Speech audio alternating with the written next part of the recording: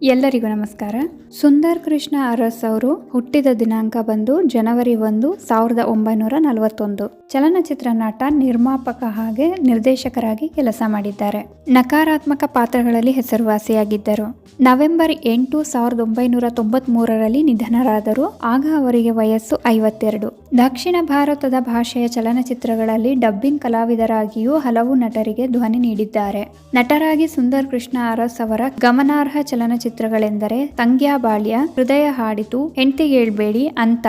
ಸುಂದರ್ ಕೃಷ್ಣ ಅರಸ್ ಕನ್ನಡದಲ್ಲಿ 190ಕ್ಕೂ ಹೆಚ್ಚು ಚಲನಚಿತ್ರಗಳಲ್ಲಿ ಅಭಿನಯಿಸಿದ್ದಾರೆ.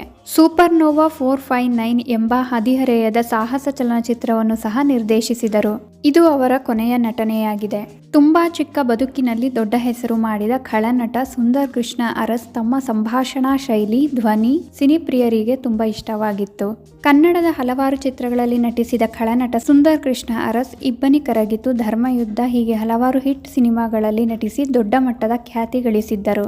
ಇನ್ನು ಇವರ ವೈಯಕ್ತಿಕ ವಿಚಾರಕ್ಕೆ ಬರುವುದಾದರೆ ಇವರ ಮಗ ಕೂಡ ಇವರಂತೆಯೇ ಬಹುಮುಖ ಪ್ರತಿಭೆಯಾಗಿದ್ದಾರೆ. ಅವರೇ ನಾಗೇಂದ್ರ ಅರಸ್. ಕನ್ನಡ ಚಿತ್ರರಂಗದಲ್ಲಿ ಸಂಕಲನಕಾರರಾದ ನಾಗೇಂದ್ರ ಅರಸ್ ಅವರು ಕೆಲವು ಸಿನಿಮಾಗಳನ್ನು ನಿರ್ದೇಶಿಸುವುದರ ಜೊತೆಗೆ ನಟನೆಯನ್ನು ಮಾಡಿದ್ದಾರೆ. ಇವರು ದರ್ಶನ್ ಅಭಿನಯದ ನವಗ್ರಹ ಚಿತ್ರದಲ್ಲಿಯೂ ನಟಿಸಿದ್ದಾರೆ. ಅಲ್ಲದೆ ಆ ದಿನಗಳು, ಗುನ್ನಾ ಹಾಗೆ ಹಲವಾರು ಸಿನಿಮಾಗಳ ಸಂಕಲನಕಾರರಾಗಿದ್ದಾರೆ. ಇವರು ಅಭಿನಯಿಸಿದಂತಹ ಚಿತ್ರಗಳ ಹೆಸರು ಸಂಕಲ್ಪ, ಮುಗಿಯದ ಕತೆ, ನಾಗರಹೊಳೆ, ಒಂದಾನೊಂದು ಕಾಲದಲ್ಲಿ, ಅಪರಿಚಿತ, ಸೀತಾರಾಮು, ಪುಟಾಣಿ ಏಜೆಂಟ್ 1, 2, 3, ನಾನಿರುವುದು ನಿನಗಾಗಿ, ಕಪ್ಪು ಕೋಳ, ಕುಳ್ಳ ಕುಳ್ಳಿ, ಆಟೋ ರಾಜ, ಮೂಗನ ಸೇಡು, ರುಸ್ತುಂ ಜೋಡಿ, ನ್ಯಾಯ ನೀತಿ ಧರ್ಮ, ಪಾಯಿಂಟ್, ಪರಿಮಳ, ಏಟು ಎದುರೇಟು, ಅಂತ, ಗುರು ಶಿಷ್ಯರು, ಕದೀಮ ಕಳ್ಳರು, ಬೆಂಕಿ ಚೆಂಡು, ನ್ಯಾಯ ಎಲ್ಲಿದೆ, ಪ್ರೇಮ ಮತ್ಸರ, ಟೋನಿ, ಅಜಿತ್, ಆಶಾ, ಕೆರಳಿದ ಸರ್ಪ, ಜ್ವಾಲ, ಸಂಘರ್ಷ, ಸಪ್ತಪದಿ, ಹೃದಯ ಹಾಡಿತು, ಉದ್ಭವ, Mrityunjaya, inspector Vikram,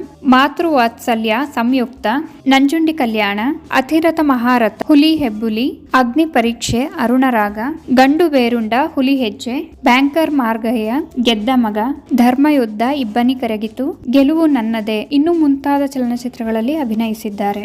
Punnagai Mannan Tamil ಚಿತ್ರರಂಗದಲ್ಲೂ ಅಭಿನಯಿಸುತ್ತಿದ್ದರು. Negative shade ಇರುವಂತಹ ಪಾತ್ರಗಳಲ್ಲಿ ಅದ್ಭುತವಾಗಿ ಅಭಿನಯಿಸುತ್ತಿದ್ದರು. ಇವರ ಸಹೋದರ ಸುರೇಶ್ ಅರಸ್ ಖಳನಾಯಕನ ಪಾತ್ರಕ್ಕೆ ಜೀವ ತುಂಬುತ್ತಿದ್ದರು. ತನ್ನದೇ ಆದ ಶೈಲಿ ಹಾಗೂ ಸಿಂಹದ ಧ್ವನಿಯೊಂದಿಗೆ ಮಿಂಚುತ್ತಿದ್ದ ಖಳನಾಯಕ. ಖಳನಟನ ಪಾತ್ರಕ್ಕೆ ನ್ಯಾಯ ದೊರಕಿಸುತ್ತಿದ್ದರು. ಹಾಗೆಯೇ ಪೋಷಕ ನಟರಾಗಿಯೂ ಮಿಂಚಿದ್ದಾರೆ. ತೂಗುದೀಪ್ ಶ್ರೀನಿವಾಸ್ ರವರು 17 ಏಪ್ರಿಲ್ 1943 ಹುಟ್ಟಿದ ದಿನಾಂಕ. ತೂಗುದೀಪ ಶ್ರೀನಿವಾಸ್ ಎಂಬ ತಮ್ಮ ರಂಗನಾಮದಿಂದ ಕರೆಯಲ್ಪಡುವ ಒಬ್ಬ ಭಾರತೀಯ ನಟ. ಅವರು ಕನ್ನಡ ಚಲನಚಿತ್ರಗಳಲ್ಲಿ ಕಾಣಿಸಿಕೊಂಡಿದ್ದರು. ನಕಾರಾತ್ಮಕ ಛಾಯೆಯ ಪಾತ್ರಗಳಲ್ಲಿ ಮಿಂಚಿದ್ದಾರೆ. ನಟ ದರ್ಶನ್ ಹಾಗೆ ನಿರ್ದೇಶಕ ದಿನಕರ್ ಅವರ ತಂದೆ. ಶ್ರೀನಿವಾಸ್ ಅವರು ಮುನಿಸ್ವಾಮಿ ಮತ್ತು ಪಾರ್ವತಮ್ಮ ದಂಪತಿಗಳಿಗೆ 17 ಏಪ್ರಿಲ್ 1943ರಲ್ಲಿ ಅವರ 4ನೇ ಮಗನಾಗಿ ಜನಿಸಿದರು. 8 ಮಂದಿ ಒಡಹುಟ್ಟಿದವರು. ಚಿಕ್ಕ ವಯಸ್ಸಿನಲ್ಲೇ ತಂದೆ ತಾಯಿಯನ್ನು ಕಳೆದುಕೊಂಡರು. ಬಾಲ್ಯದಿಂದಲೂ ಶ್ರೀನಿವಾಸ್ ಅವರು ರಂಗಭೂಮಿ ಮತ್ತು ಸಿನಿಮಾದಲ್ಲಿ ಆಸಕ್ತಿ ಹೊಂದಿದ್ದರು ಮತ್ತು ಅವರ ಶಾಲೆ ಮತ್ತು ಕಾಲೇಜು ನಾಟಕಗಳಲ್ಲಿ ನಿಯಮಿತವಾಗಿ ಭಾಗವಹಿಸುತ್ತಿದ್ದರು.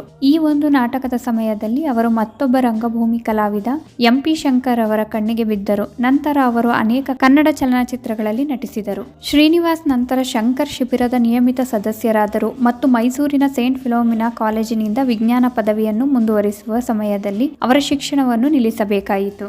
ಶ್ರೀನಿವಾಸ್ ರವರು 1966ರಲ್ಲಿ KSL ಸ್ವಾಮಿ ಅವರ ಕನ್ನಡ ಚಲನಚಿತ್ರ ತೂಗುದೀಪ ಮೂಲಕ ಚಲನಚಿತ್ರಕ್ಕೆ ಪಾದಾರ್ಪಣೆ ಮಾಡಿದರು. ಅಂದಿನಿಂದ ಅವರನ್ನು ತೂಗುದೀಪ ಶ್ರೀನಿವಾಸ ಎಂದು ಕರೆಯಲಾಗುತ್ತಿತ್ತು. ಅವರು ಮೇಯರ್ ಮುತ್ತಣ್ಣ, ಬಂಗಾರದ ಪಂಜರ, ಗಂಧದ ಗುಡಿ, ಕಳ್ಳ ಕುಳ್ಳ, ವಸಂತ ಲಕ್ಷ್ಮಿ ಮತ್ತು ಸಾಹಸ ಸಿಂಹ ಮುಂತಾದ ಅನೇಕ ಯಶಸ್ವಿ ಚಲನಚಿತ್ರಗಳಲ್ಲಿ ಕಾಣಿಸಿಕೊಂಡರು. ಅವರು ರಾಜ್ಕುಮಾರ್ ನಾಯಕ ನಟನಾಗಿ, ಶ್ರೀನಿವಾಸ್ ರವರು ಖಳನಾಯಕನಾಗಿ ಅನೇಕ ಚಿತ್ರಗಳಲ್ಲಿ ಕಾಣಿಸಿಕೊಂಡರು ಮತ್ತು ಅವರ ಕ್ರೈಮ್ನಲ್ಲಿ ಪಾಲುದಾರರು ಇತರ ಜನಪ್ರಿಯ ನಟರಾದ ವಜ್ರಮುನಿ, ದೊಡ್ಡಣ್ಣ ಮತ್ತು ಧೀರೇಂದ್ರ ಗೋಪಾಲ್ ಅವರನ್ನು ಒಳಗೊಂಡಿದ್ದರು. 1984ರ ರಾಮಾಪುರದ ರಾವಣ ಚಿತ್ರದಲ್ಲಿ ಪ್ರಮುಖ ಪಾತ್ರದಲ್ಲಿ ಕಾಣಿಸಿಕೊಂಡರು. ಸಿಪಾಯಿ ರಾಮು, ಗಿರಿಕನ್ಯೆ ಮತ್ತು ಭಾಗ್ಯವಂತರು ಮುಂತಾದ ಚಲನಚಿತ್ರಗಳಲ್ಲಿ ಅವರ ಪಾತ್ರಗಳಿಗಾಗಿ ಅವರು ಮೆಚ್ಚುಗೆಯನ್ನು ಪಡೆದರು. ಮಧುಮೇಹ ಮತ್ತು ಮೂತ್ರಪಿಂಡದ ಕಾಯಿಲೆಯಿಂದ ಬಳಲುತ್ತಿದ್ದ ಶ್ರೀನಿವಾಸ್ ರವರಿಗೆ ಅವರ ಪತ್ನಿ ಮೀನಾ ಅವರು ಕಿಡ್ನಿ ನೀಡಿದ್ದರು. ಆದರೂ ಸಹ ಹೃದಯಾಘಾತದಿಂದ 16 ಅಕ್ಟೋಬರ್ 1995 52ನೇ ವಯಸ್ಸಿನಲ್ಲಿ ನಿಧನರಾದರು.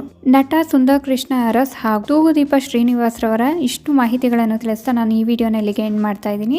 ಅತ್ಯದ್ಭುತ ಕಲಾವಿದರ ಮಾಹಿತಿಗಳು ನಿಮ್ಗೆ ಇಷ್ಟ ಆಗಿದ್ರೆ ದಯವಿಟ್ಟು ನಮ್ಮ ಚಾನಲ್ಗೆ ಸಬ್ಸ್ಕ್ರೈಬ್ ಆಗಿ, ಲೈಕ್ ಮಾಡಿ, ಶೇರ್ ಮಾಡಿ, ಹಾಗೆ ಕಮೆಂಟ್ ಮಾಡಿ.